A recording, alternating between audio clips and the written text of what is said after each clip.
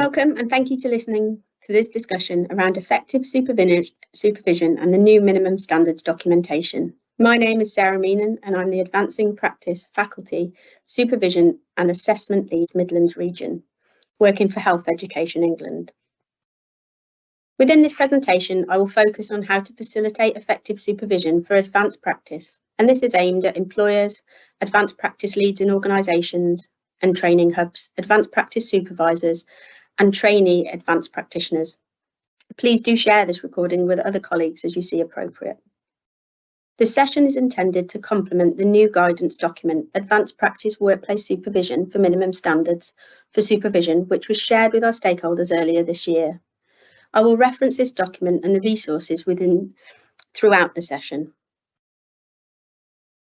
Many of you listening to this session will acknowledge advancing practice is not new, but there has been a significant and increasing focus and innovation on how it can enable transformation in pathways of care. Centre for Advancing Practice oversees and provides leadership, and the link between the National Centre team and our people is where the 7 regional advancing practice faculties are placed to best understand the needs of our learners and population health. The purpose of today's session is to focus closely on the supervision for advanced practice training and to revisit the fundamentals as outlined in the Workplace Supervision for Advanced Practice guidance. I will then look at the newly developed minimum standards for advanced practice supervision and then finally share some resources that have been developed to support supervision.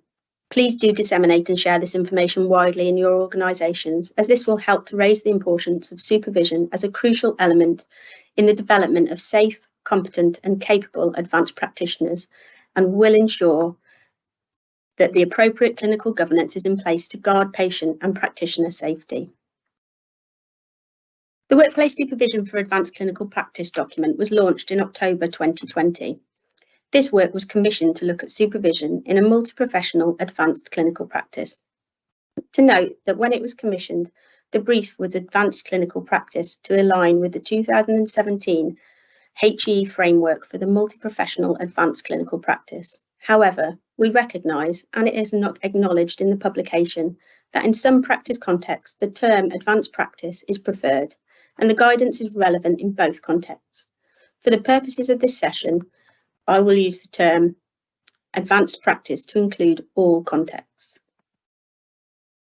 Within the Workplace Supervision document, 7 fundamentals of supervision for advanced practice are identified.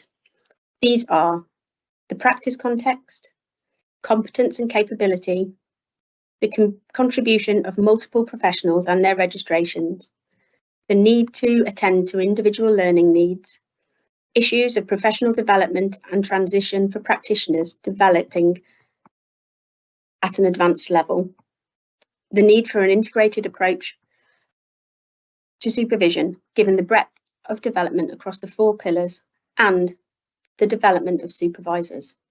Importantly, it is essential that these fundamentals are considered at the very beginning of workplace planning, that supervision is included in business cases and job plans ahead of recruitment and not just as a desirable add-on. And why is this so important? Well, because good quality supervision is the cornerstone of both professional and public safety in practice. Supervision and assessment leads from the 7 regions in the Centre of Advancing Practice have taken the Workplace Supervision for Advanced Clinical Practice document and looked how organisations can operationalise within their practice sessions.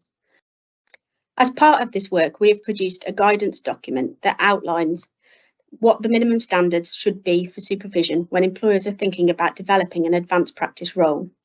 The minimum standards guidance has used the 7 fundamentals in the Workplace Supervision document and considered how these translate into practice, and this is what we're going to look at today.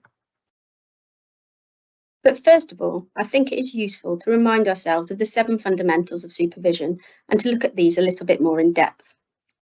When developing supervision for advanced practice, it is important to identify and agree advanced practice demands in that setting. What do you expect the practitioner to be dealing with at an advanced level in your specific practice setting? We talk about these demands because sometimes we get fixated on the clinical bit of being an advanced practitioner and we overlook the advanced development across the other pillars of education, leadership, management and research. And it's also important to focus on the demands you expect the practitioner to meet, not focus on who currently meets these demands. Taking this approach helps us keep a focus on what supervision is required for the practitioner to develop the relevant competence and capability in the practice setting. Working out what competence and capability is necessary might be nicely mapped out in the agreed framework or curriculum, like the Royal College of Emergency Medicine curriculum, or by aligning to a credential such as the Learning Disability and Autism credential. But with advanced practice developing in more and more practice settings, there's not always an off-the-peg curriculum. And so if you're working in a highly specialist area that does not have its own curriculum, or this is still in development, then you can contact the faculty to discuss how we can help you to identify and agree the practice demands. And we need to consider this alongside the previous fundamentals of the practice context and workforce planning. Understanding the practice context and the service need can help with developing business cases, job descriptions, and job plans to meet the need and consequently the capabilities that need to be developed. This can then support our recognition of what supervision is needed to enable this development. So once we have worked out what the practice demand is and what the competencies and capabilities are to meet that demand, only then should we be thinking about who is the best professional to meet these requirements. The multi-professional framework has prompted us to think in the health system about the potential contribution of an increasing range of registered professionals in this practice space. There is value in thinking beyond the traditional confines of a role and looking across the multi-professionals when we are recruiting to advanced practice roles. This could mean that different professionals in the same trainee role may have different starting points in their advanced practice development. For example, in ophthalmology, you may have orthoptists, optometrists or nurses all working towards advanced practice, but all starting from very different professional backgrounds and with very different experiences, knowledge base and skill sets. In terms of supervision then, it is important that those developing and providing supervision have an in-depth understanding of the scope of practice for practitioners holding different professional registrations and appreciation of the added value of a range of registered professionals that can bring to a practice setting for patient benefit. Importantly, we must remember that an advanced practitioner should not be regarded as a substitute for another professional. They bring a value as a professional they are. With that in mind, there is an individual learning needs analysis can really support an individual to map their existing knowledge and skills to the competence and capabilities required for the advanced practice role, and therefore what training and supervision is needed to augment these in a safe and effective way. This is a very powerful exercise and it should be completed at the start of training for an advanced practice roles and reviewed and revised regularly with the trainee's coordinating supervisor. It is an essential part of the governance around advanced practice as it allows the employer and the practitioner to evidence how they have identified the learning needs and how these have been addressed to ensure safe practice. And of course, patient safety is ultimately the fundamental reason why effective supervision is so important. The transition to advanced practice can be an unsettling time, going from being an experienced professional to a trainee advanced practitioner, and then an advanced practitioner requires significant adjustment. And this transition can be characterised by periods of feeling disconnected, a lack of familiarity to the new situation, and a whole new set of expectations. The work role transition requires a change in identity and the development of new knowledge and skills, as well as a change in behaviour. It is a transition which is apparent whether the practitioner continues to practice at an advanced level in a role which remains closely aligned with their qualifying registration, or whether they are moving from a traditional uni-professional to a more hybrid professional role. In supervision terms, it's important for supervisors to develop an in-depth understanding of these socio-professional factors and to have an awareness of the perceptions and implications for individual professionals, healthcare teams, and the public. Supervision for the multi-professionals developing an advanced practice space is complex, and so it is unlikely that one individual will be able to support a developing practitioner or trainee with supervision across all the pillars of advanced practice. You may need a number of different supervisors to effectively support the clinical, education, leadership and management, and research pillars. As an integrated approach to supervision of workplace development, in which a coordinating educational supervisor follows the advanced practitioner through their training in combination with a range of associate supervisors who are matched to support specified aspects of the practitioner's advancing development, is one of the ways of achieving these competing demands. We also know that there is often concern about how much supervision should be provided and how often. We suggest that there should be protected time for supervision, ideally reflected in an agreed job plan, but we also stress that if regular protected supervision is of poor quality, then it serves no purpose and fails to promote or maintain professional and public safety. For this reason, we stress the importance of supervisor development. The development of supervisors is often left to chance, and in many professions carries very little career development currency. There is a need to invest and ensure supervisors have access to development opportunities and to mechanisms for ongoing support as supervisors. Supervisor development should not focus solely on process, but also encourage and model the development of helpful practitioner behaviours and characteristics, such as self-awareness, awareness of and for others, awareness sharing, feedback seeking, openness to alternatives, and being critically aware and willingness to change, in the essence of being a permeable practitioner. So with these 7 fundamentals of supervision in mind and forming the basis of the guidance of how to operationalise supervision, it is worth looking at the minimum standards in a bit more detail to help understand what good practice, good governance and good organisational strategy looks like in terms of supervision for advanced practice. It is important to say at this point that this is the absolute minimum expectation of what is needed and should be seen as a starting point for developing an excellent supervision framework within your organisation.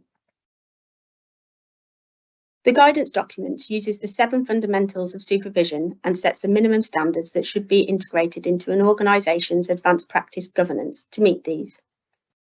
And these are outlined in blue boxes throughout the document.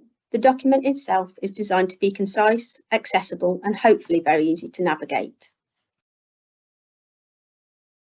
If we look at one of these boxes in more detail, you can see how it relates to the workplace supervision document. For example, we have already discussed the uncertainty and difficulties that can be experienced when a professional transitions into an advanced practice and how the practice contents, competence and capabilities required for the role need to be considered. So as an absolute minimum, supervision should be mandatory, with the supervisor identified before the start of the advanced practice training in order to support the transition, and scheduled within the trainee and supervisor's job plans for a minimum of an hour a week. It is really important to remember that some practice contexts, such as allied health professionals or nurse running independent clinics within a GP practice, for example, that it will be necessary to debrief and provide daily supervision to ensure patient and practitioner safety.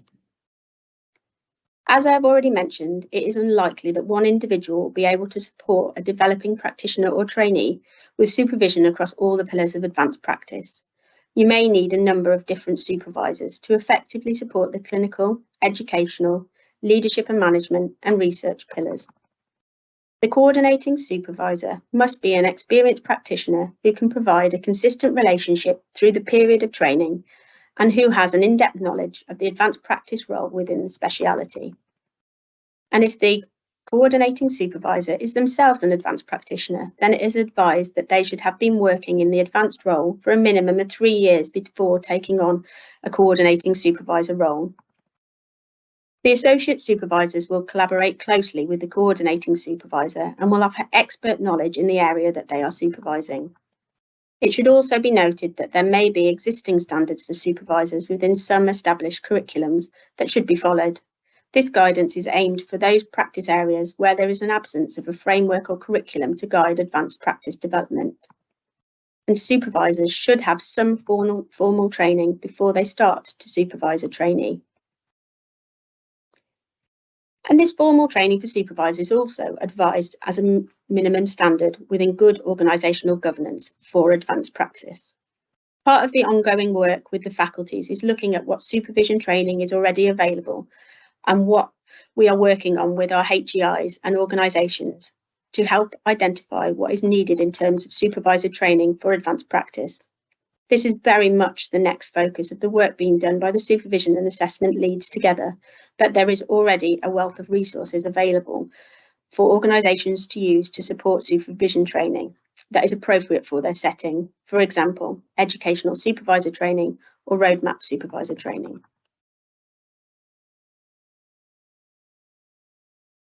There are already a number of existing modules and resources that can be used for supervisor training, such as the educator training resource on e-learning for health, as well as the supervision videos on the Centre of Advancing Practice website that includes videos on the 7 fundamentals of supervision and supervisor development. And both of these are excellent resources for anyone needing to learn more about supervision for advanced practice or wanting to develop supervisor training. In addition, in order to support supervisor readiness to supervise, we have produced a checklist that is recommended supervisors complete before they agree to take on the role. The checklist can be found at the end of the guidance document, and we also have editable Word versions available. The checklist allows potential supervisors to self-assess their own readiness to supervise a trainee advanced practitioner and helps them identify any gaps within their own knowledge and understanding of advanced practice supervision requirements. We are often asked, what is the amount of supervision needed by a trainee advanced practitioner? And this is very dependent on the stage they are at, their personal learning needs, and the practice context. Creating a routine for supervision early on can help to establish and embed good working relationships between the supervisor and the supervisee. The first meeting with the coordinating supervisor should happen at induction or earlier if possible, and this is when a supervision schedule and plan can be agreed. This should be a minimum of 1 hour per week throughout training, and although this does not always need to be with the coordinating supervisor, it can be with one of the associated supervisors with a focus on a particular area of practice. Nevertheless, trainees should meet with their coordinating supervisor at least once a month. If the trainee is following the apprenticeship route, then the supervision should happen with the 20% off the job learning. At the first meeting with the coordinating supervisor, the scope of practice and curriculum for training for the role should be discussed. This is when the supervisor can gain better understanding of the practitioner's existing competence and capabilities and what is needed to be developed for the role. This is effectively a learning needs analysis, and this can be done using a formal framework or by asking the trainee to map their capabilities against the requirements of the role. The completion of a learning needs analysis is seen as a minimum standard and will allow for a comprehensive and personalised learning or action plan to develop the practitioner's safety effectively. It can be helpful at this stage to consider completing a learning contract that sets out the expectations and boundaries of supervision and to agree the schedule for supervision. It is also important to ensure that the expertise and knowledge of the Higher Education Institute is used to provide well-rounded support for the trainee across all the pillars of practice and academic progression. This can be through tripartite reviews, supervisor training, advanced practice forums, online resources, and so on. It is worth connecting with your HEI to ask what resources are available to support the supervisory relationship in practice. But the success of the supervisory relationship is dependent on both the supervisor and the trainee engaging in the process. To do this, the trainee should actively contribute to supervision, seek feedback and recognise their own development needs. Trainee advanced practitioners are experienced professionals within their own right and already have a professional registration. As I have already mentioned, the transition to trainee can bring some challenges and can require significant adjustments of going from expert to novice again and learning a whole new set of skills to extend their scope of practice beyond the traditional boundaries of their profession. So to support their own transition to advanced practice, the trainee advanced practitioner should be appraised of their own scope of practice and responsibilities as a registered practitioner. They should actively contribute to supervision. They should work in partnership with their supervisor to negotiate and agree the learning plan to address performance or support enhanced learning opportunities. And they can complete the readiness to be an advanced practitioner checklist to help them identify learning needs. The final resource within the document standards document is the action plan template to help employers with developing a robust supervision strategy for advanced practice within their organisation. This summarises the recommended minimum standards for supervision and guides employers to think about what is already in place and what needs to be developed to enable high quality supervision for advanced practice. In summary, high quality supervision for healthcare professionals moving into a trainee advanced practice roles is essential for supporting the development of confidence and capability and underpins patient and practitioner safety.